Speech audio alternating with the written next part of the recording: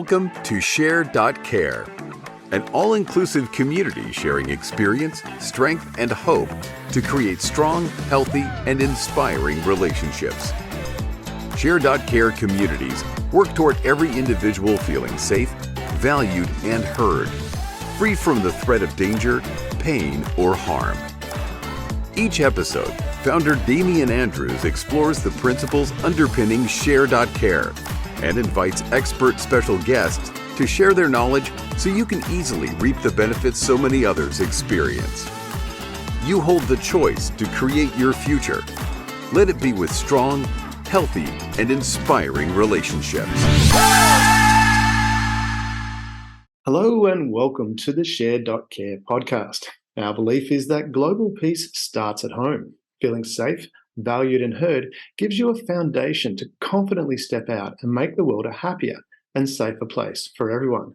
Because in today's world, it's in your own selfish best interest to help others. Today we have Amar Grewal as our special guest. Amar has a passion for sharing knowledge and experience from athletes, personal trainers, and fitness lovers. His aim is to inspire beginners and those experienced in fitness to become or stay fit for a better future. He's the host of the Fit Fact King podcast. Welcome, Amar. Thank you so much for having me. It's a pleasure to have you on the show. Would you like to start with a bit of your background and the challenges you've faced that led you to do what you're doing now? Well, to be very honest, I have a variety of background experiences. I've been into the business industry. I've been into so many jobs. I've changed a few jobs in the past. I've been in a compliance. I've been a maintenance planner. But the health and fitness has always been my, you can say passion, or you can say always in back of my mind that, I always wanted to do. I think I started going to gym when I was 15 or 16. And Wow. Since then I was, on and off. So I do 6 months on, then 6 months off. Then again, it gets busy because when you're young, you have many things going on at the time, and I was sort of, so I've become a good friends with good bodybuilders back in India when I was growing up. So, and they got me into the training. So because he owns the gym, so we had no time issues. We can go anytime we want to, and because we had the keys. Anytime we want to go, we can just pick up the keys and then let's go to the gym. It's it became sort of habit. And then I came to Australia. Again, you get busy. You change your lifestyle. But again, always I thought about going to the gym, but due to having different commitments and then other things that you do in the family, so you fall off the track. And then, I didn't train for 5-6 years. And then I was looking myself and oh, I need to go start training. But the time came and, I was sort of low, start to feel uncomfortable with everything was happening. And then I said okay, I need to go to the gym. So when I start training, that becomes sort of a remedy for me. Every time I get up, I go to the gym, I feel good. I can finish my workout, I feel good. But because I had good foundation, you can say, at the beginning when I was really, really young, I had no difficulties sort of following the gym programs or following the diets or anything. But the more I did this, I realized many people in this world have no idea how to start, when to start, what they are doing, or, how to get help. And then I started this when COVID happened. I started this training from home because the gym was closed. Any fitness centers, everything was closed. All the clubs were closed. So you can't even go to the park for training because we were in Melbourne, and then it was a really back lockdown in Melbourne that it was just everything was shut. So you can't even get out of the house. Yeah. So I thought we need to do something. I sort of started posting my small videos on LinkedIn. And then so LinkedIn, I had a good connections. They all start saying, "Oh, you're doing great. You helping other people, this and that." So they're so like, "You should open an Instagram account. You should go on Instagram. This." And I said, "Okay, we'll see," because I didn't have any social media before. I was like fully just working mode. And then I said, okay, I'll start Instagram. So we started Instagram, and then it just grew. Okay, it was at the beginning, like it was sort of, because when you new, you don't know what you're doing. All I knew was just the training, and then make some videos. So slowly, my group got bigger. Yeah. Like one day, people would 6 or 7 people would come online because everyone was home and they had like full time. So they were like, okay, we'll come and train with you. We'll come and train with you. And I said, yeah, why not? So I wasn't charging anyone anything. And then, people saying, oh, you should charge them. I said, well, I'm doing myself anyway. So it doesn't bother me because I'm working on the other end. So I'm earning money. So it's not about the money. It's just spreading the health and awareness of the fitness and all that. And then at one time I was using my TV because we had so many people and it couldn't fit in the laptop. Wow. So like about 14 or 15 people, come at night and they all want to join together. We had like great sessions, like throughout the year, like we were all like doing 6 o'clock hits, all jump online and then we start training. And that's how it started. And then the COVID slowly slowed down. People start to go to the gyms. I start go back to the gym as well. But then it just, I had a friend in London who is also personal coach, and he also coaches the I think there's a soccer team he coaches, and he helps the cardiac patients to give them good advice, or to give them the healthy diets, or give them the small programs of the training or physical fitness. Yeah. So I connected with him and I said, like, look, you're doing a great job. Do you want to jump on with me? We'll do live session on Instagram. So if we'll pick some topic, like suppose we'll pick injuries in the gym. So we'll talk about injuries for 1 hour while we're talking on Instagram. So every week we started doing every Sunday, and then we said like, okay, let's pick. So we kept doing for like 6, 7 weeks, and then he just had to delete his Instagram for some reason, some family issues. So we stopped doing it. And then during that time, the idea came to me, if I can talk on Instagram all about this fitness, and then it doesn't goes to many people, because Instagram, when you on live, only people watching you on live just come on live, and then like no one goes to the old videos and look at them. Yeah. So idea came to my mind, is like, why not just start the podcast? To get this idea, get this knowledge to people who don't know anything about this, who wants to start their journey today, and then they don't know where to get the help. Then I was thinking, okay, if I need to start the podcast, I need to approach people who has already done something in the past. Yeah. It's just not me only can speak about other people's experiences.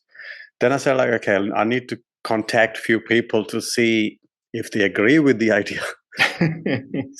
So luckily I got a good response. Like my first 6 guests, like I recorded those episodes in like 3 days.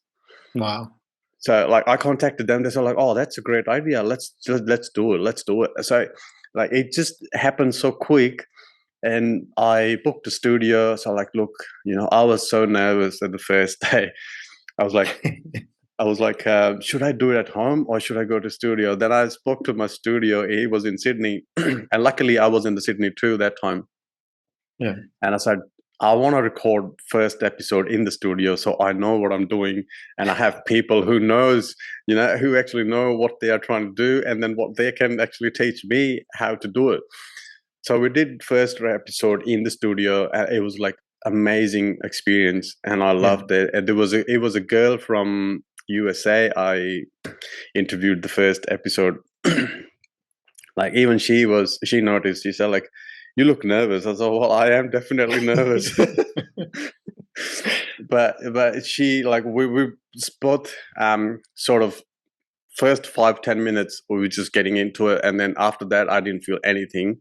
It became so natural, and then I think maybe because I was talking about fitness, this is what I like.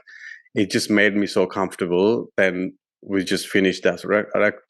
I think a recording for about 30-35 minutes, but it was so quick, and I didn't realize when it was finished. And after we recorded the episode, everyone in the studio room were like, "You were so natural." I said, "Well, that's only you can say that. From inside me, I wasn't really natural."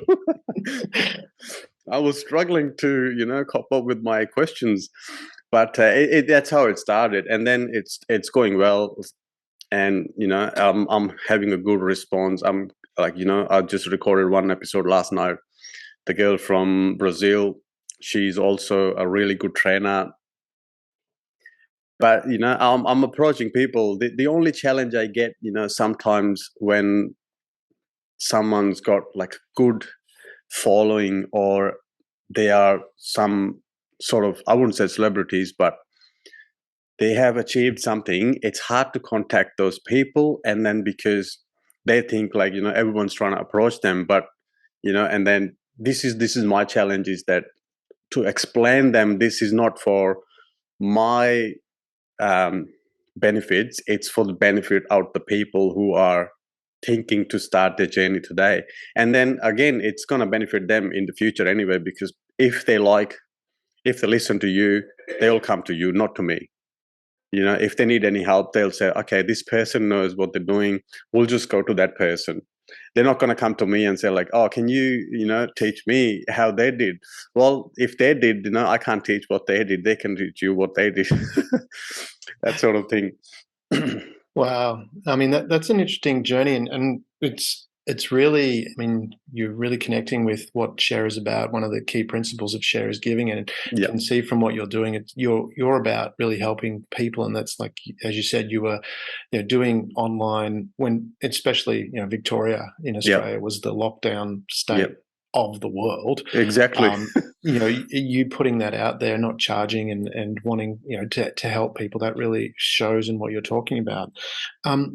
Listening to you talking, one of the things you said was overcoming the fear. I mean, doing the podcast, and it's good that you opened up about that, because a lot of people think that people that go out and do things don't experience this fear, and that's what I've got a podcast on courage, and courage is not about, or an episode, I should say, on courage, and courage is not about not having the fear; it's acting in spite of that. For people that are new to fitness, or haven't started, how much do you think that fear plays into not starting, or preventing them from starting, and how can they overcome that fear? What advice would you give there? The fear, I would say every single person who gets to the gym, very first day of their life, they would have fear what other might think of him or her. Because first thing when they go to the gym, they look at other people lifting weights, lifting heavy weights. Like you go to the like a proper gym, you'll see like big guys lifting 50-kilo dumbbells, and then you go there like with the 4-kilo dumbbells. There's like, oh, what is going to think about me? I don't fit in. And this is the fear everyone has. I'm just talking, not just my experiences, the people I speak to during day, or like which I think like everyone's mentality, like they want to go to the gym and they want to start lifting heavy. Because there was a guy I was training in Sydney. He started doing training and then he wants to go heavy. His technique was bad, his form was bad. I said, look, you don't need to go heavy. Please stop lifting weights. Do your posture first, do your technique first, then you go slowly, gradually, you increase your weight. You just can't come to the gym and start lifting 20-kilo dumbbells because other people are lifting 20-kilo dumbbells. The person who's lifting 20-kilo dumbbells has been doing it for 5 years. You haven't even done 5 days. So relax. But this is the basic fear I think everyone has. Not just even lifting weights. It's like, how do I look in the gym? What should I wear in the gym? And you see like there's a great bodies in the gym. Like, so if the girl who's a bit overweight and then she wants to go to the gym, she would feel like, oh, there's a girl, she's got a great body, she's looking, looking in the mirror and then looking herself, okay, I'm not looking that great. There is always a fear inside, but it's just, you have to break the fear to get to that point when you look at yourself in the mirror, say, yes, I look great. It's like breaking that point to get to that stage. Yeah. So there's that fear of judgment from what you're saying. Like if someone's a little bit overweight, they might be concerned, and that other person is judging them. From your experience of the people that that are well, let's take people that are well fit or that are fit and have those good bodies and stuff Yeah. like that. From your experience, how judgmental are those people? Are they more willing to help and encourage people? Um, to be honest, I haven't come across any of the person, like if you approach anyone in the gym, especially, 99% people would come and help you. Yeah. Like I can talk from my sister. She was doing gym, but she used to compare with others. But there's a young girl who's training, and she's got a good body. She's got a like a nice abs or muscles showing up, less fat. And then she used to say, "Oh, why can't I look like that? This is a look. You are old. You're not 18 or 20 anymore. The metabolism changes, and then there's a hormones in the woman body changes every few years that you cannot cope with. It's just you have to train according to your body, and then you don't have to compare. But most of the time, also, like if you go to anyone in the gym, if I have this guy in the gym. He's like a good bodybuilder, and he competes as well. I think I was doing one day, which I was not in a mood to train, but I was just, because it's my habit that I have to go anyway. Yeah. So I was trying to do deadlift, and then usually I take my shoes off. I didn't take my shoes off. I thought, like, I'll just do it. Do 2-3 sets, and then I'll get it done with. And then I was doing this. I was wearing these like cushion shoes, which are not really great for the deadlift. Yeah. And this guy suddenly came, so like, can I give you one tip? Do not wear these shoes when you're doing that. I said, I know. I'm just trying to be lazy and then not to take the shoes off and then do a couple of sets and then go. But as I said, like, there are people who would help you. It's not like approaching everyone, but approaching the right people, I think, always help. Yeah, beautiful. And that's really important to know, I think, from that experience that, and that's been my experience when I've been in the gym or any area of fitness, that people, if you ask them, they're actually quite generous and will help you. Obviously, be respectful too, because people are busy, and you mentioned before, so especially people that they do have very busy lives, so being respectful. But same token too, most well, from my experience, I've never had anyone that wouldn't offer some help when they always do. Yeah, unless you see the focus people, they have their hat on, have their big headphones on, so that's the sign, do not talk to me. Yeah, exactly. And that's just respect of, people have a right to do things their way, and if they don't want to be disturbed, then they don't want to be disturbed, and that's not because they might have like an important meeting coming up or something. They've got to get their gym done so they can move on, or to do something with the family. And you mentioned before about your sister as well, and recognizing the stage in life that you're at. And I certainly, I'm not as young as I used to be.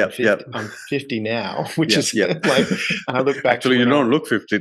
That's a great achievement. Thank you. I mean, it wasn't when I was younger. It wasn't so great because I was always deemed underage. But anyway, but you mentioned, because I know from my personal experience, adjusting the fitness I do to where I'm at in life. I mean, and is that one of those things that we need to look at and go, well, not judge ourselves against unrealistic, like Einstein said, if you judge a fish by its ability to climb a tree, it's always going to fail. I mean, how much should we really focus on where we're at, and just focus on that as opposed to comparing ourselves to others? Yeah, well, basically what I'd said to my sister as well, like, the body will tell you exactly what you need. Your body is like a biggest alarm in your system, which is, if you're doing something overly, excessively, like, putting too much pressure on stress on your body, the body will reject everything. So it's like you're doing too much cardio in the week, and then you're not getting any results. That means your body's telling you, please don't do it. I'm not going to change. Yeah. So and the also thing is like my sister had this view or thoughts or think about that if you eat less, you lose weight. Yeah. So I had to literally, it took me almost 1 year to explain that it doesn't work that way. So Yes. you just have to eat the right food to lose weight and and stay in the body shape. Like she was training for years, I think 3 or 4 years before she started training with me, and she had no results. So like she was same as she was from the day one. And I said, like, I see you go to the gym every day. You do so much classes. So she used to join this group class. And most of the, I'm not saying every trainer, but most of the trainer, they do it for money. They don't want to spend too much time on you, because they think like, if you want my time personally, you should hire me as a personal trainer. So they'll charge you more, because then you're paying them per hourly or 45 minutes, whatever session they charge. So and then she wasn't getting the results. So like, you just go there, you move your body, and then you come back. But what do you do in that 45 minutes is basically, you don't realize how to train, how to concentrate on every part you're doing for your muscle. And when she started training with me, I explained every time she trained, every day, different muscle. 6 months, she's seen the results. And she's like, I've never seen these cuts before. I've never seen this muscle show before. So like, because you were just going to move your body and then you just come back. And then your diet wasn't that great, because you're not eating enough to feed your muscle. You're not eating enough to get the nutrition in your body. It's all depends on what you eat outside the gym, not just do 1 hour exercise and then you can be as other people training. Fantastic. Yeah. And you mentioned their diet as well, because I look at the writings in your podcast, the background, and you talk about some key focuses, and you talk about fitness, talk about health. Strong is a word you use, nutrition, motivation, and gym. Can you talk to each of those, and is it a collaborative approach? Is one more important than the other, or? Fitness is a totally different thing than health and nutrition. Fitness is your level of your I would say cardiovascular energy. I would say, like, fitness level is so you can be fit in like you how should I put it, you can be fit in different ways. You can be fit climbing the tree, or you can be fit climbing, like running for 20 miles, or but still have not healthy diet. You can be fit of lifting weights, and then but you can't run for, like, for me, I can't run for it, not even 1 kilometer. I can do CrossFit, I can do cardio for like 1 hour straight without break, but when it comes to running, I get bored. I can't run. Like, and people say, like, it's good running. I say, I know running is good, but I can't run. It's not me. I never actually went for running at all. Like, I can go walk. I never used to do a walk as well. Like, I can walk now. I can walk for like 1 hour easy. It doesn't bother me. But before, even if I walk for like 10 minutes, I start to get this the tingling in my legs that I had to stop and then massage my legs. It was that bad. And then again, like, when it comes to like health is basically what you eat. If you're getting nutrition, if you're getting your fats, your protein, your carbs in a day, what your body needs, that's your healthy diet. I mean, you can eat, I think I read somewhere, one whole what was that, watermelon is 1,000 calories. So if you eat 1,000 calories in the morning, and then you think, like, this is just a water, and then it's not gonna matter because the watermelon is just gonna, go flush down your body, and then you ate another. So if you're having 2,000 calories in a day, suppose you're having 2,000 calories diet, you already have 1,000 calories, and then by the time you have your lunch, your dinner, your other stuff, your snacks, and all that, you'll be going like 500 to 600 calories in a day, easy, nonstop. And then that's again, that is not your target to be in that 2,000 calories. You already, consumed more than your calories that you need in a day. But that again is also, I would say, I mean, it's healthy, but it's not your goal. It's I mean, I don't know how to put it, but it's I would say it's like if you're trying for your goal, that you need to stick to your calories, but you're not sticking to your calories. I mean, that's your failure there for your goals. Yeah, is that a factor? Like, people, people say, "Oh, I'm big boned" or that kind of thing. But is it really a case of calories in, calories burnt? As to some people are big bone, yes, and okay. but they look bigger in general anyway, Yeah. But so if they're focusing on any goal, like so if they're gaining weight or if they're losing weight, it's just there is a bit of hard work that just gotta follow. And then when you go to nutrition, because I'm not a nutrition, if anyone looking for like the perfect diet for their body, I would always tell them, like, go check your nutritionist, see, because they can tell you exactly what your body needs. Because once you get the blood test done, you get these tests done, you can check what's missing in your body. So there is whatever vitamin is low, or vitamin D or vitamin B12, anything, and they can adjust your diet according to that, your requirement of your body. But if you're just guessing it, okay, I had this before, let's just change that. But that's not going to help. That's just your guessing, that you might hit the right point and you might miss it. It's just 50-50. You can't get it, because there are people who just don't do anything. They don't have to diet or anything, but can they still achieve results? It's just hit and miss.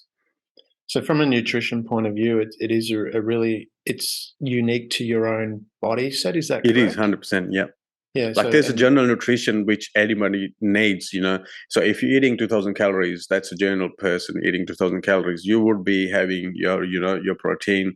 The protein usually say it's like a 1.5 to 2 grams per your for your body weight. So if you weigh 70 kilo, you'd be having 140 or 130 grams of protein in a day. Yeah. So it's like and then I think it's the carbs matters again, how much you want to gain, or you want to lose, or you want to maintain it. Again, that's another thing. But protein is, I think, 100% is the same for everyone. Sounds like especially when you're training. Yes. Sounds like we need like a little cheat sheet, something that we can look up, because that seemed like a little interesting fact about the protein that we put together. There is an app. There's a couple of apps that will tell you exactly how much protein you are looking for your body. I think the one is the MyFitnessPal. Yeah. I think it's made by Under Armour, and that's a pretty good website, or not app, sorry. And the other one is I think called Healthify Me something. I can't remember exactly. One of my client, he was using it. He used to track everything he eats, and then because he was told by this nutrition that you have to eat that many things, he was also adding macros as well, like small fats, or what sort of nutrition he would eat, anything. Like he was tracking exactly what he was eating, and then he said like it helped him a lot with that Healthify Me something app. Yeah. Okay, so that sounds like an app. Getting one of those apps for the nutrition side of things could be helpful. And if you're not sure about that, listeners, just email Amar, and I'm sure he'll guide you in the right exactly direction. Yes. Continuing on with those focuses you had, talk about strong. I mean, it's not often you'll see that in the words. I mean, strong is connected to fitness, of course, but as one of the key focuses, explain what you mean by strong, if you wouldn't mind. when I was talking about that strong, I meant few things in that strong, not just physically strong, basically. Physically, anybody can be strong physically, but how strong are you mentally? Yeah. That's the question. How strong are you mentally? Have you been broken, or have you been, like, I would say, being strong mentally is basically, then you can be strong with anything. Yeah. There was a guy long time ago used to train with me, and I used to tell him, if you think you can do it, there are 99.9% chances you will do it. And then he said, no, it's not that. I know. I said, look, he said, you were strong. I said, look, I got stronger. Not, I wasn't strong before. I wasn't born strong. I trained, and then I became stronger. And he said, like, yeah, but, I'm not strong. I said, well, that's what you think. Let's see. So he started training with me. And then I think year after us, he couldn't do any pull-ups before when he was training with me. Yeah. So he said, I want to start doing pull-ups. I said, Yeah. how many can you do? He said, not even one. I said, oh, that's a good start. He's got the goal. He said, I said, like, what's your goal? He said, 10. He said, I want to do 10 push-ups by myself. I said, okay. I said, how committed are you? He said, well, I am very committed. I said, well, if you are committed, I can tell you, you will get to 10. I can't tell you the time, because it's the time will tell how strong are you mentally and physically. Yeah. I said, I'll give you one exercise to start with. So I gave him the small scenario that's like, you just go to the bar, you hang yourself there for 1 minute. Yeah. Said before 1 minute, if you're dropping like before, just literally hanging down, just not lifting it. literally hanging. Yeah. And then for 1 minute, just put a timer on the phone or on your watch, and then just hang for 1 minute. So I said, like, I'm sure you will not go to 1 minute. You'll drop it before, but I want to know the timing, what time you drop. Yeah. So first day, I think he got back to me 28 seconds. It was. Yeah. And I said, that's okay. That's a good start. Some people can't even last 20 seconds. You're at least going to 28 seconds. I said, like, well, then you just gotta, comes to your getting mentally stronger. I said, like, next time you just have to put that timer for 28 seconds and jump on that bar. And then when the timer hits, you count in your head 1 to 5. Yeah. Before you're dropping the bar, you just count 1 to 5. You'll gone more than 30 seconds. Yeah. He said, okay. So he did the same thing, and he got to 35 seconds. Wow. So he gradually got to 1 minute. I think it took him around 1 month to get to 1 minute. Yeah. But again, he wasn't mentally strong at that time. Yeah. And then always he was thinking, I'll drop it. So there is a fear in his back of his mind that I'm not going to last for 1 minute. And that fear made him realize that he is not going to last 1 minute. So he will drop it. Yeah. So as soon as he hits 40 seconds, 45 seconds, he will drop it. And then it wasn't consistent. So he wasn't doing every day as well. Yeah. Which I told him to do every day to get to the point, but he didn't. And then I think 1 month, when he did 1 minute, he told me, like, oh, okay, I can hold for 1 minute. I said, like, okay, when you hold 1 minute, I want you to just hunch just like a little bit, like, so you can, crunching your shoulder blades into each other. Yeah. I said, just do that like 10 while you're holding it. You don't have to wait 1 minute. As soon as you jump on the bar, just start doing that. Yeah. I think 10 or 15 days after, he could do one pull-up, like straight one pull-up. Wow. Yeah. And then I said, like, look, you started doing this one pull-up. Now you get to the 5 pull-ups. I said, once you get to the 5 pull-ups, you add a weight on yourself. Yes. You do the same procedure. So the hanging part and then the crunching part, I said, like, that's all your procedure to get to your next rep. I said, when you do 5 pull-ups on your own, you add more weight. Yeah. And then you add more weight. Now, I think it's been almost 2 years. He do 6 pull-ups on his own now. Wow, that's a commitment too. That is a commitment, but he still doesn't do every day. Yeah. I think not. Yeah, actually, I went with him to this bar. There's a calisthenic bar in somewhere here on the beach. He said, "I Yeah. want to go with you there, and then I want to you'll see me, you'll guide me. I want to do pull-ups." Yeah. So I told him, "Look, I've seen you doing 6, Yes. and I want to see 6." Mm-hmm. And then he said, "I don't know, I'm a bit tired today. I might do 5, listen to this." I don't look, you already set to your mind that you want to do 5. I'm sure you're not going to hit the 6th one. Yeah. And then he was struggling on the 5th one Yes.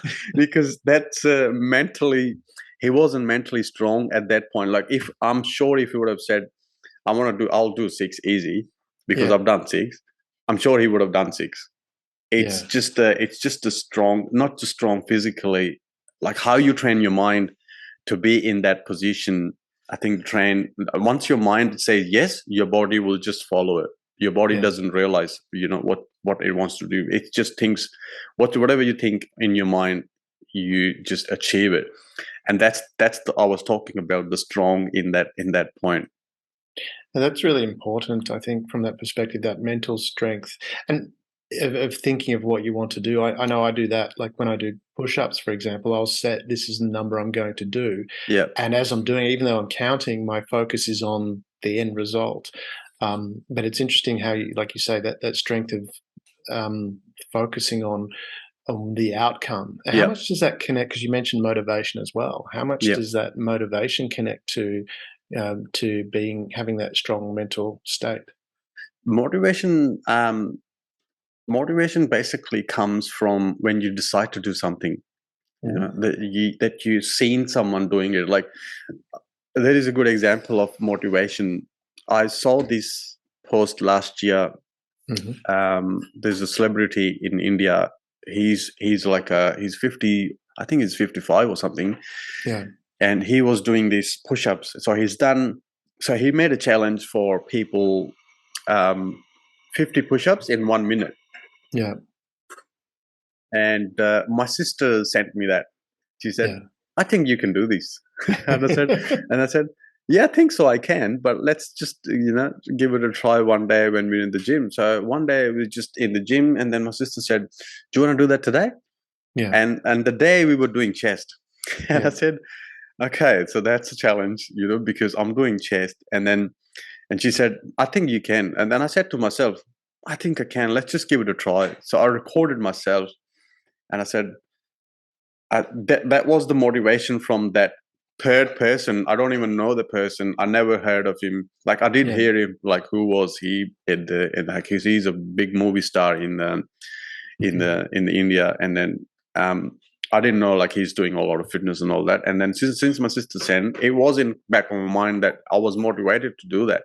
Yeah, And then I didn't realize like I did 55 push-ups in 45 seconds or something. yeah. And then I said like, "Oh, that's like more than him." And I said, "Okay, we need to record this again." So I need to do exactly 50 push-ups and then see how much time I can do that. And then Yeah, I said, "Okay, let's record." So I recorded. My sister started recording me, and I yeah, recorded myself. So we did that 50 push-ups in 40 seconds or something, yeah. which I think he was doing 1 minute. And then she said like, "You did it 20 seconds before. Let's just post this and then tag him into it." so, so that's another motivation example I can give you that. Sounds like I mean, a key way to get motivated is to have fun with it. It sounds like, I mean, you Yeah, were having you had this external thing, but then made it into a bit of a fun, bit of a game. yeah. Um, yeah, is that important to finding that motivation, making it fun? If you can make it fun, 100%, because if you're not making it fun or you're not loving what you're doing, the motivation doesn't help. Yeah, Like you can get up in the morning listening to motivational videos or listening to any motivational speech, but when you're going to your job that you don't like, you're yeah. not gonna you're not gonna like anyway.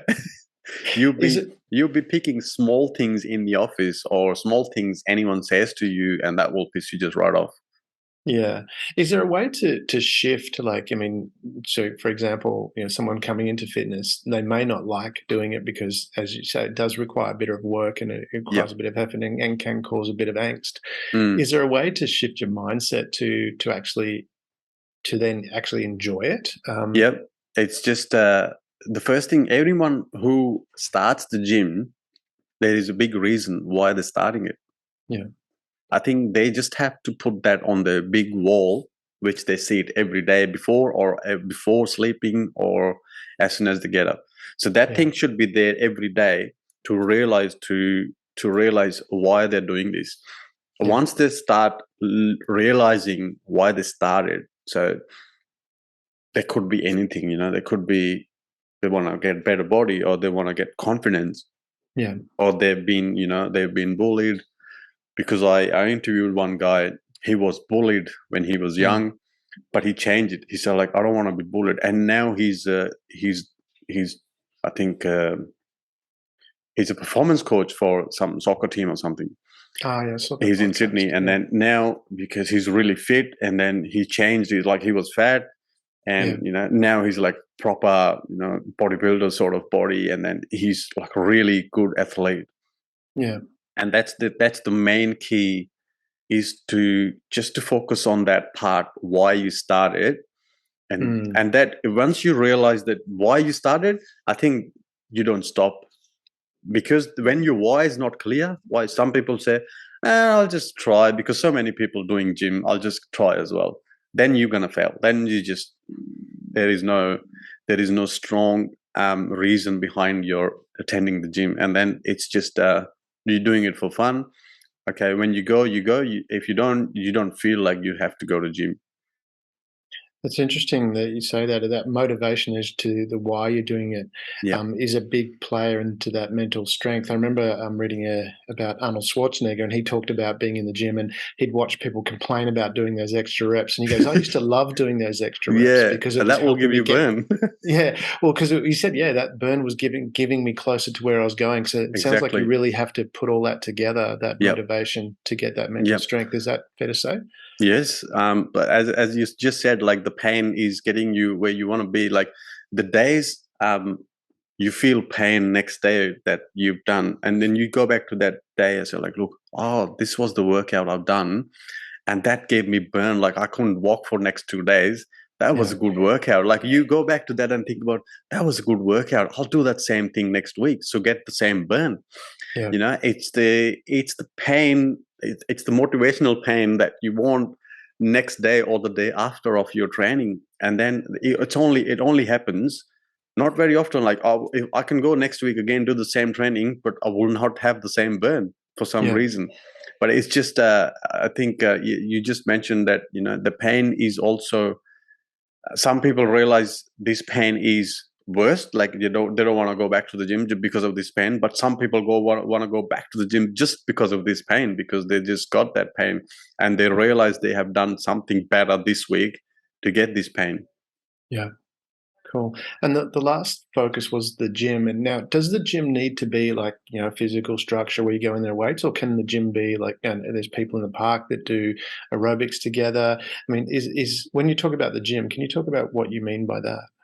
The gym is basically, it's for me is the gym because I like doing weights, I like doing functional moves, I like doing functional training a little bit because I am training a lot of things in back of my training. Yes. but basic gym is like for other people. If someone doesn't want to go to gym, they can just go to park. Do some exercise. Have friends together. You Yeah. know, because some people like alone get bored, and Yeah. if you have friends together, they can walk to the park. Like I find people who wants to come to me to park and then do training together, I would love that. But there are not Yeah. many people who are willing to do that in the park because they think like my fitness level is way more than them, and then they feel shame that I can do these things and they can't.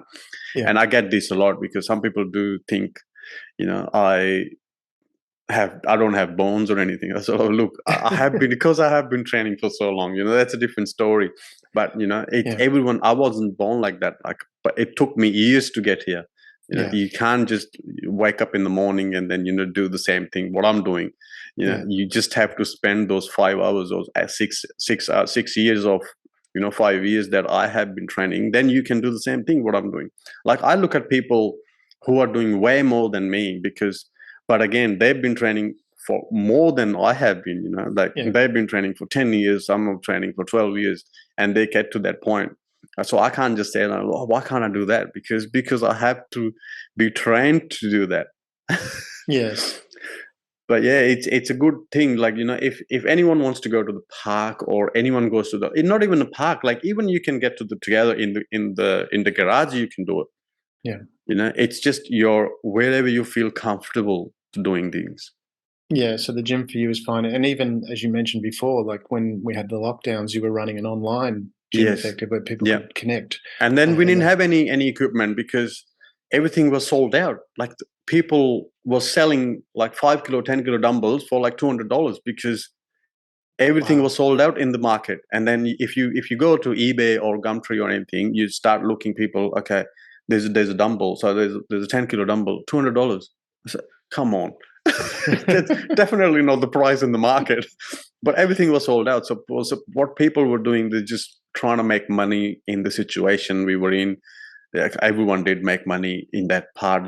Some people sold like the bands. So what we ordered bands, the resistant bands that we can use. And then I went to the Bunnings. I bought this like a metal pipe, and then I got these 3 kilos, 3 liters water. Milk bottles. So I put sand in those bottles, and I make sort of 20 kilo bar with that, so it give me some sort of creativity ideas to, create things that I can lift something in that timing. And the bar lasted like 2 years. It was a great thing. Well, that's interesting because it reminds me when I was young and didn't have money, I grabbed a bucket and filled it with rocks and used that as a dumbbell. So you can use whatever. Yeah. So so the gym really is not necessarily it's wherever you feel comfortable. Yes. And sometimes it's a place where you can connect with people as well to motivate each other. Is that important as well? It depends, like if you go to the gym, most of the people, when they're doing their own training, they mostly focus on their own goals. And then, it's hard, like you do connect with people. Like I have met few people in my gym, and then become good friends. But then again, you don't hang out outside the gym. You just go to the gym, and then every face in the gym. Okay, this person. And some people, they say hi, hello, and then talk for like a few minutes. But some people, you just see the faces. They're familiar faces, but you don't talk to them, but because everyone's doing their own thing. And if you go to the park, there are more chances you become more friends. And then if you go to some, like we went to this that I was telling you before, that guy took me to the calisthenics bars in on the beach. There was a guy, because when we were doing this training, there was a guy who approached us, and then start talking. He got my number. He said, like, I'll contact you. I need help, this and that. I said, yeah, why not? So, but if you go to the park or any sort of place, then you make friends, because you're not in that environment of gym that everyone's focused.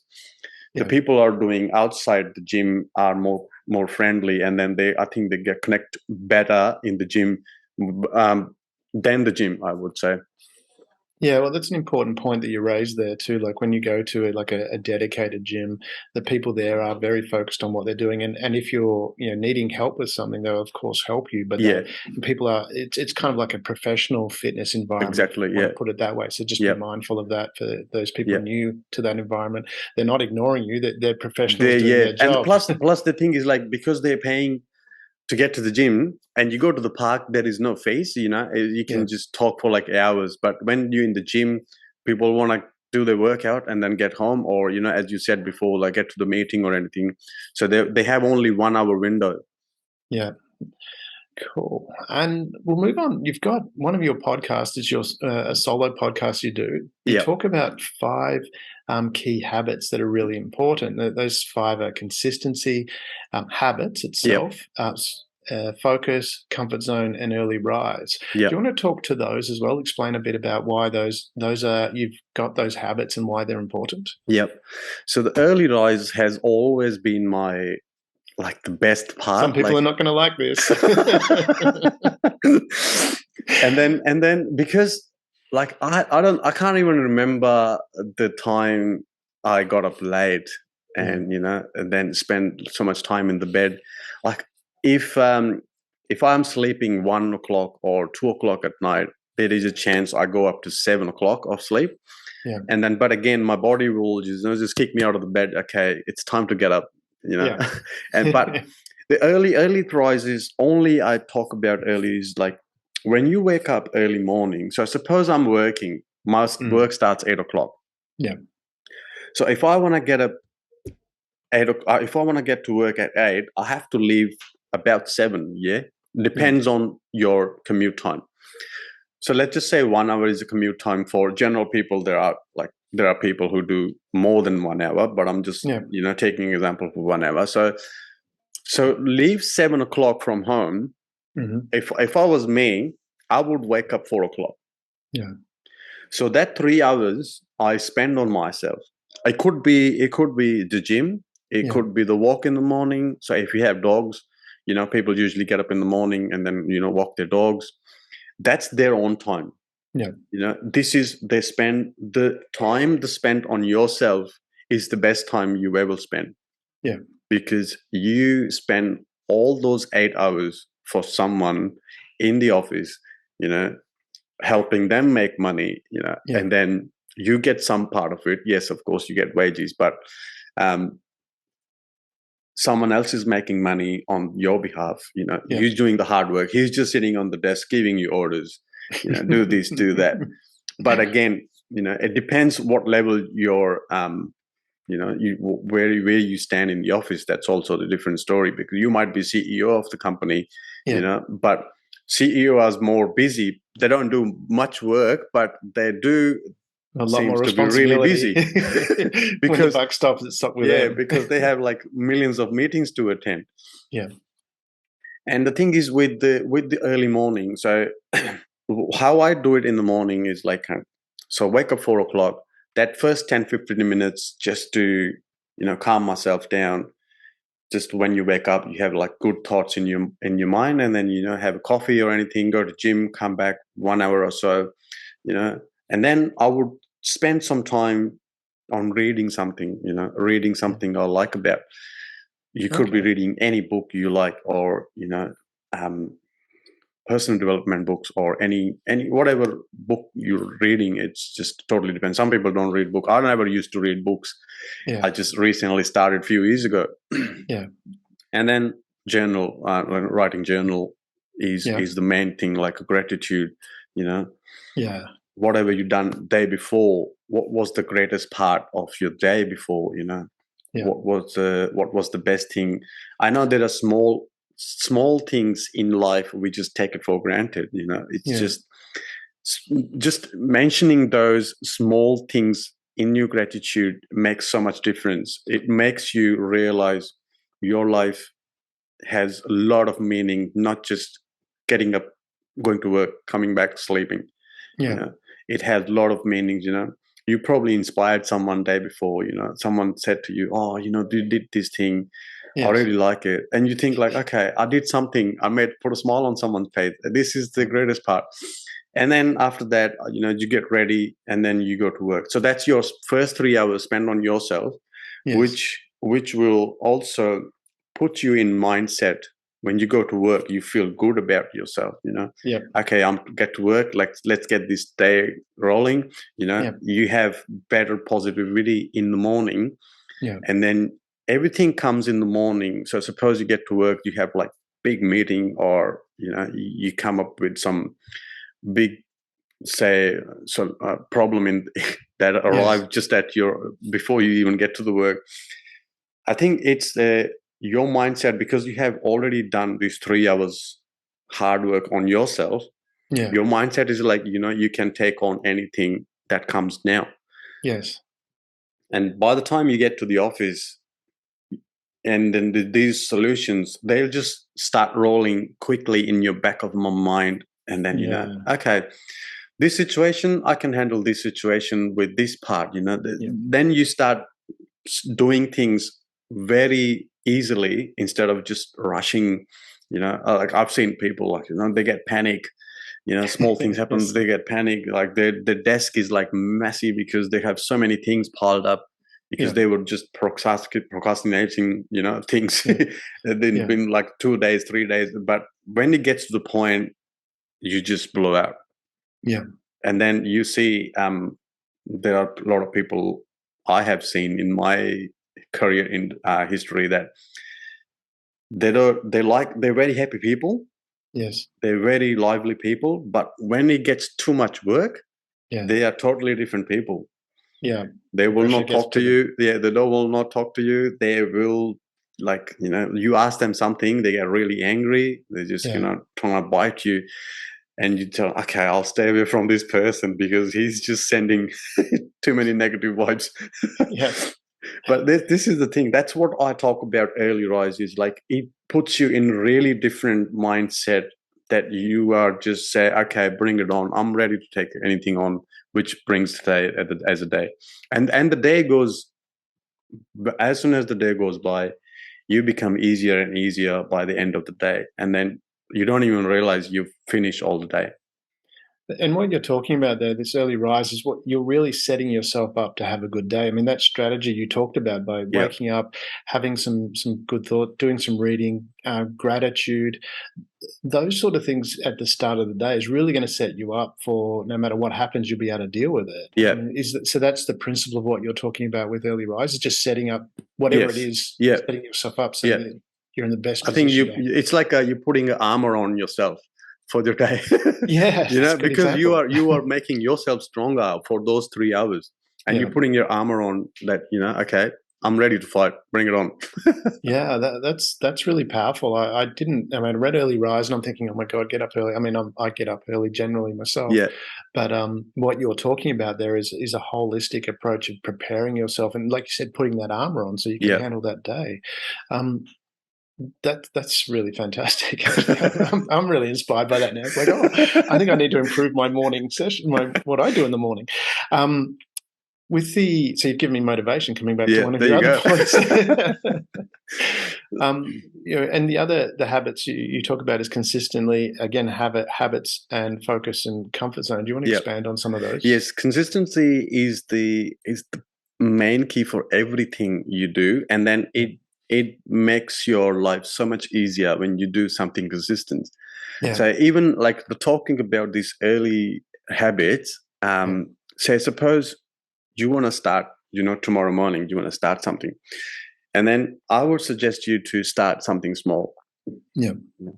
Let's say you don't do anything at the moment. So you wake up, you go to shower, you go to get ready, and then you go to work. Yeah. So that's your normal everyday routine.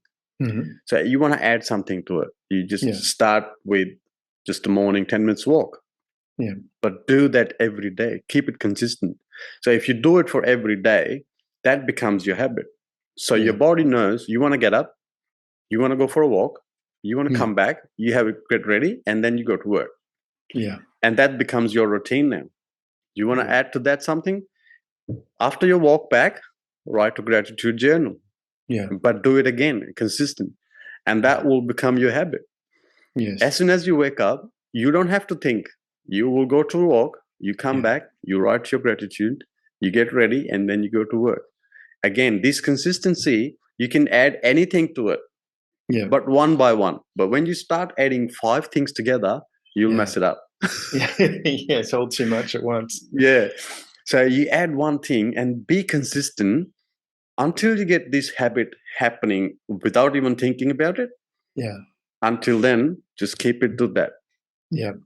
Once you get to that point, you just change it. Add another thing to it.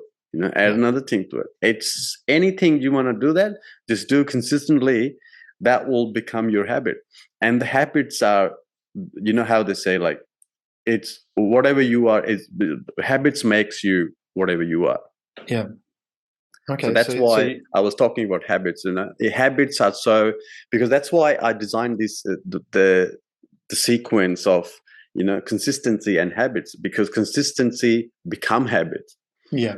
So whatever habits you want to have, you want to read, or you want to eat healthy, you have to do it with consistency. So Yeah. once you do with consistency, it becomes your habit, and then that habits are hard to leave. Yeah, because they say you can't just get rid of a habit, you have to replace it with another habit. Is Exactly. that yeah. Yeah. And then you talk about focus and comfort zone. Do you Yeah. want to expand on Focus, those? again, focus is also based on what you want to achieve. Yeah. That focus is, so suppose you have a goal of losing weight or gaining weight. Yeah. That focus is supposed to be on your wall. Again, why are you doing this? Yeah. And that will keep you in focus. Yeah.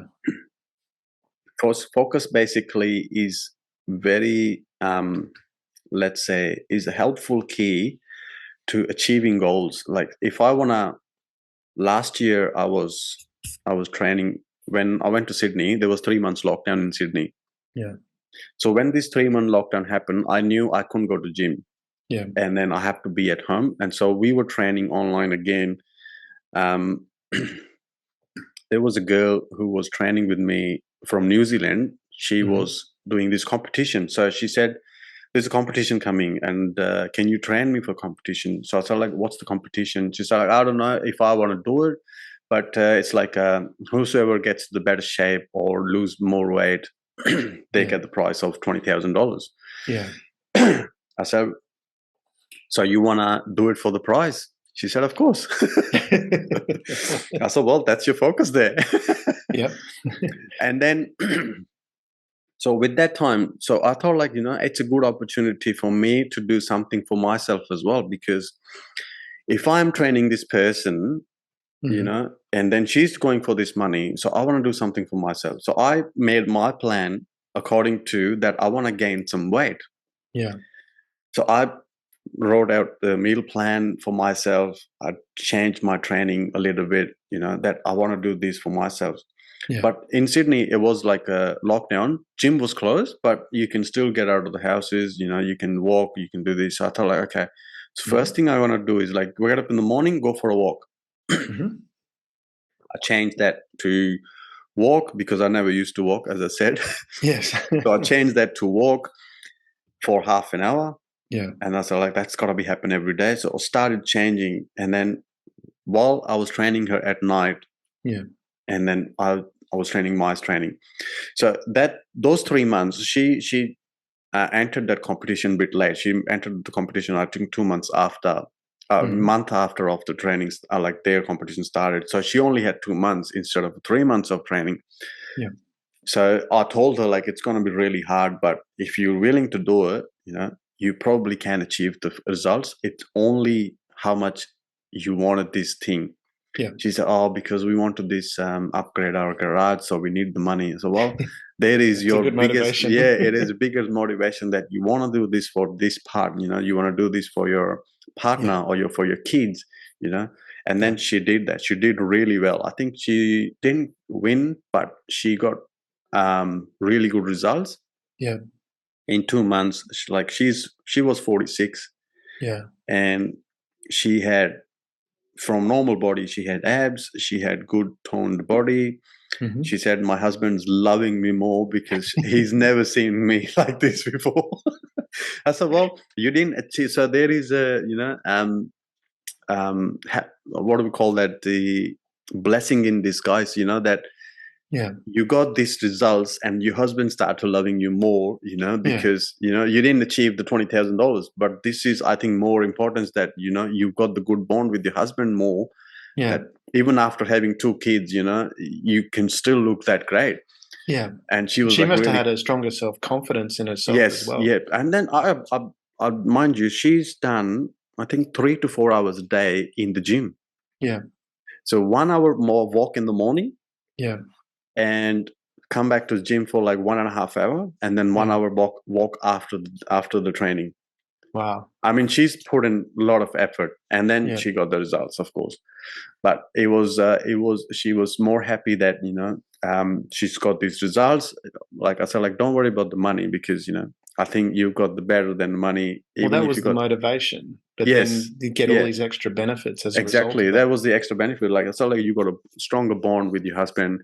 your kids are happy, your husband looking after your kids. Like, he was supportive too, because when she was going to the gym, he was looking after the kids, and and getting to the bed, for getting them, ready for the school in the morning.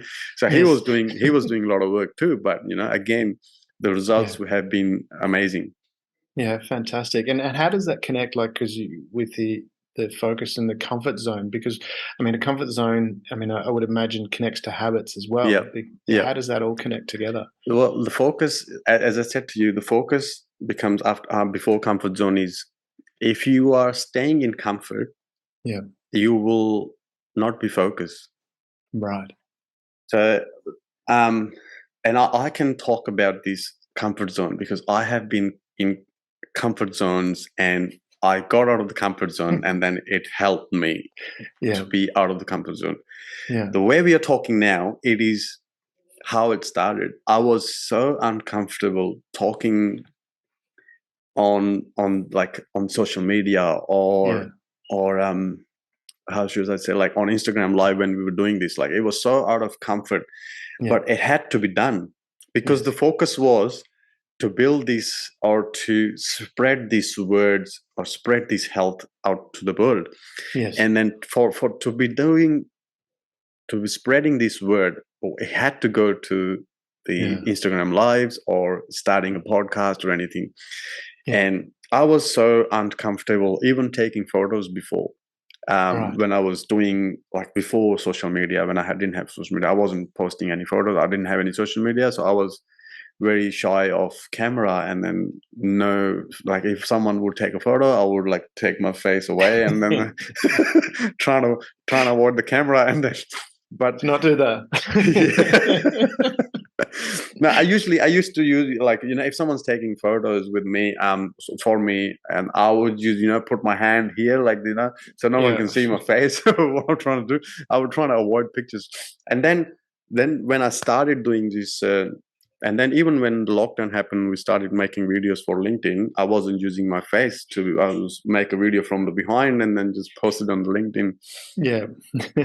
But slowly, I said, like, okay, I need to be out of my comfort zone to do this. So as soon as my focus was to build this audience for who I want to help, or who need some assistance. I thought, like, okay, my face must be there.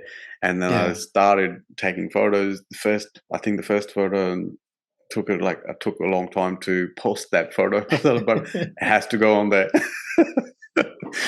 and then there was a girl. She's in Queensland. She was doing this, talking about this comfort zone thing with someone. And then she used to do this a lot on Instagram. She used to come on Instagram and talk too much, in the front of the camera. And I said, like, how do you do that? Can you please train me? Because I am so bad at this, I cannot talk to look in the camera. She said, like, you don't think there is a camera there. You just talk that you just normal what you want to talk. She said, like, write something what you want to talk about. Yeah. And then without even thinking, just record yourself and just post it. Yeah. Do not think anything, what people want to say, or, this. And I said, like, this is the hardest part. I cannot record myself when I'm talking. And she's like, you have to do it, because otherwise you'll be always in the same position. Yeah. And I said, okay, I want to do this one day. So one day I just took a lot of courage. I was in Sydney, I remember this. And I was driving, and I had to go. I was going live on Instagram with someone from Brisbane. Okay. And I said, this message, I'm not going to just post a story. I'm going to record myself talking, and then I'm just going to post it without even thinking. And exactly what I did. I just, I was driving, and I just press the record button, and I start talking, and without even thinking, I just put post. And this girl saw the post, and then she messaged me and said, like, oh, great, you did that. Well, I just heard your advice that I have to do this. Yeah. So that's again, breaking my zone line to come out of that, to grow a bit more, because as soon as you come out of your comfort zone, you start growing. Yeah. you So, need yeah, that circle to have a bit more wider. well, that's where the growth is, isn't it? It's Yeah, outside of what exactly. you already know. If Yeah, you're doing what you know, you're not really growing. yeah, You're not exactly. obviously. It not just the training part or the camera part. Even when in a life, like suppose you've got a good job. You go in the morning, you've got everything set up. You come back, you know everyone in the office, Yeah, but that is not your growth. yeah, You're going doing same thing every day. It's just coming back. Every day it becomes monotonous. But if you say, okay, I want to do something bigger, yeah, go to a different level, you just gotta start breaking that point, and then you say, okay, if I apply for this job, or let's just start something on the side business, you yeah, know, I know it's not comfortable because you have a fear in your mind, like what if it fails, or what yeah, if I don't earn that much, or what if I yeah, didn't get the money I want to. yeah, But again, it's the fear. But once you break that fear, you yeah, are out of your comfort zone. You start pushing yourself to become the person you want to be. yeah. And on your podcast, so you've worked with some people that are specialists in helping, female professionals, housewives, Yes. and mothers exercise and find that balance in life. And I think that's a big issue that a lot of people have is finding that balance. I Mm. mean, how would you encourage people to find that balance, particularly we mentioned earlier, women that are Yeah. working with children, that Mm. kind of thing. How can they find balance and get that exercise and fitness? It's the balance is like the kids sometimes they sleep. It's Yeah. not they're always up. No. I know there are women who would say, oh, you don't know, the kids are always, makes you this, makes you that. Yeah. But there is a lady, I can't remember her name, but she's like big on Instagram. She's like, she's got 2 kids, I think 3 kids. I mean, her body is like you would say, the best of the athlete's body. Like she's got Yeah. like 6 packs and all that. Mm. And I've seen her training, Yeah. putting the kids on the legs and then doing the leg extensions while the Yeah. kid's sitting on the leg. Like a And then so horsey ride. she's using kid as a weight. Yeah. And I was thinking, look at the creativity. Look, you Yeah. can't go to gym, but you can use everything at home. Yeah. Same with the woman. Like if someone wants to do really something and they want to change the body, Yeah. they can do it at home while Yeah. kids sleeping. Even doing everything. I said to my sister, if you want to focus on doing something, Mm. when you're walking, if you focus on your abs, Yeah. you can make your abs more toner while you're walking. Or even whatever you're doing, you're picking up something from the floor, you Yeah. focus on your abs when you're lifting something. Do a lunge as you pick it up. Is Yeah, that? everything is so related to our fitness. Is if you want to do something, you can do many things at home as well. Like the women got more experience because um they clean the house when husbands are away and then looking after the kids. Yeah. So the kids throw toys everywhere. So you're lifting toys in a day maybe 10 times, and you're Yeah. doing, if you every time you do lift toys, you can do Yeah. squats, you can Yes. do, you can just go, lunges, squats, or when you're standing in the kitchen, you can do anything while you're in the kitchen. So if you got, if you're cooking something and standing on the kitchen, Yeah. you can do squats, you can do deadlifts, you can do anything. It's just any movement helps. It So it's doesn't the have to same, be in like, the gym. yeah, so exactly. Like if you're a professional in the office, finding that, thing to, as you're doing it, like you said, and that's an important point you mentioned about your sister and walking and doing abs. I mean, Yeah, as you're walking around the office, yeah, you could be thinking about, okay, how am I doing, or even walk with a bit of a brisker pace, yes, those kind of things. So what you're suggesting is find those areas in what you're doing to actually maximize yeah. your health. Take a Is that? stairs instead of escalators. You don't have to go the lift or anything. There are always offices. I mean, there are offices they only use lift. Only use lift, and then the stair is only in the emergency. But there are offices who can use, like, in on the train stations. People go stand on the escalators and then, slowly goes up. Yeah. And by the time, they're halfway, usually I'm on the stairs and I'm gone already. Yes. You can use these sort of approaches to change your lifestyle. I've noticed that, like in the escalators, you can. There's always the people standing on the left, and you can walk past. Or, and certainly in the airports that I've been through, there's always the stairs in the middle. Yes, and just taking those stairs, it's actually faster. Yeah, it is, because no one's taking them. So it's a case of this balance, and as I said, it can be particularly difficult for women, especially professional women that are managing the house as well. Yeah. It's good if you've got that support, but same token too, there's a lot of people that are, in the single family, so the family's broken up, and so you're managing having the children, managing the work, and so it's just finding that balance is more about finding not so much the extra time to go to the gym, but using your time more effectively. Using the time rightfully in that time that you have, because when the kids are playing, so you fed them, you've done everything, you've changed them, you fed them, the kid's now happy, he's playing 1 or 2 hours, or if he's sleeping, I know women say that we didn't get sleep last night, so we may as well get some rest, or we gotta cook something. But I think if you spare half an hour to 45 minutes in a day, nothing is going to happen. You're not going to go hungry. You're not going to, the food's not going to be there, but you have another 20 hours or something in the daytime to do other stuff. It's just prioritizing your health is the most thing.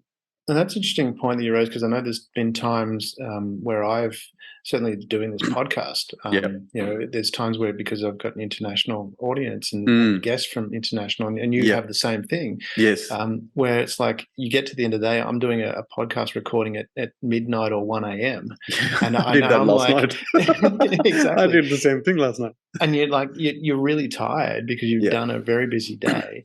And then you've got to refocus. And what I've found is actually there's times where I haven't wanted to do it, going into it, but then once I've had to do it because the booking is there. And then I've done it and I've got so excited about doing, all of a sudden that energy comes back. I mean, does that focus play a part with fitness as well? Being just locking it in and going, okay, I'm going to do it anyway. And then finding that 100%, energy. Like so many times, I have heard, I don't feel that way, but I've heard people saying that I don't want to go to the gym. But once I've been to the gym, I enjoyed the workout, or even after I felt good about the workout, what I've done. I used to do this sometimes on Sunday. We used to train in the lockdown, and then Sundays, my usually thing was, I'm tired, I had a big week and all that. And then I was thinking, and I used to say that at the beginning, look, guys, I'm really tired, so we'll do this light session. And every time I said that, for some reason, back of my mind said, no, this is the day you hit harder. and now if I say now, anyone who comes online with me now, and the day I say something, look, guys, I'm tired, we might do some light session today, they think, oh no, he's gonna hit us hard today. So, because they've experienced every time I said, and I've gone harder than before, and it's like, oh no, Amar, please don't do that. And I said, no, seriously, we'll do the easy one. And then again, it while I'm start doing these, my mind shifts. So I shift and change it to the hardest mode. Gotta hit harder. They think and you said you were tired. It's interesting, that balance, isn't it? A lot of times we think, and that comes back to one of your key points, is that mental strength of going, even though I'm feeling tired or can't do it, it's actually, if you take that step, like you say, I'll do a soft one, and then you start, and then you get motivated, and you go, okay, I'm going to do it harder. So that's really important. Amar, it's been really wonderful having you on the show. We're going to have to wrap up soon. But can you just tell people about what it is you're doing, whether you might still be doing those online sessions, and how people can reach you? It's easy way to reach me. It's an easy way to reach me. I've got two Instagram accounts, which is the Fit Fact King you just mentioned, and the other one is the Grewal _ the King, which is it was fitness account, but I changed it to personal, sort of, because when I was in Europe, I was doing this more personal stuff. I was adding pictures from Europe when I was traveling. There wasn't much training, but more traveling. And then my personal photos are like, I'll just open another account and then use that as a fitness account. But I do use both, and then they are both really approachable accounts, and then you can reach me anytime. They have my email address. I think you guys have my email address as well.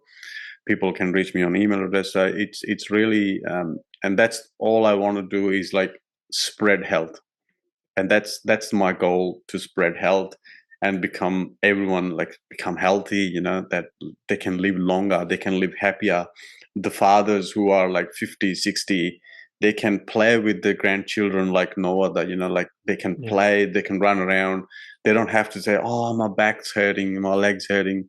Because that's all I want to do, because I really want everyone to be healthy, and then like they can move their body the way they want to, not restricting themselves for some movements. And that's my goal is. Yeah, well, I really get that from you, Amar. There's a genuine passion that you have for helping others that comes through in a number of different ways. So to wind up, I always ask this of my guests, if you were to impart, one or a couple of key wisdoms, your wisdoms, what would they be to share with our audience? Spend some time on yourself. First thing in the morning.